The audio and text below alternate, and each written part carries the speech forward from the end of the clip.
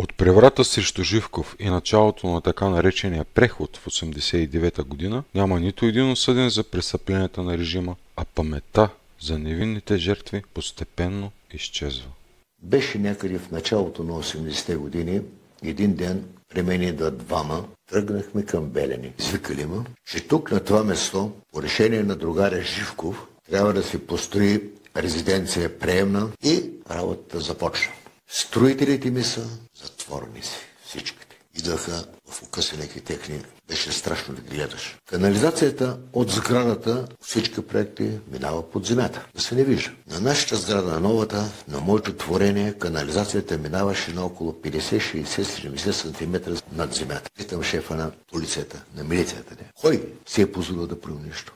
Така се наложи. И нищо не ми каза, аз тръгнах по канала да видя докъде отива. Не минахме 30 на 40 метра, точно там, където копаят. Боботеше огромна машина. Загребва, дига, изхвърля страни. Загребва, гледах и онемях. От лопатата падаше не само пръст. От нея се изсипаха черепи и кости. Настръхнах. Бях видял нещо, което никога не трябваше да видя. Съзнавах, че е възможно от тук да не излеза. По-късно разбрах, че убитите на острова там ги захвърляли. Убитите в Слънчев бряг в Ловеч от серберите на новата власт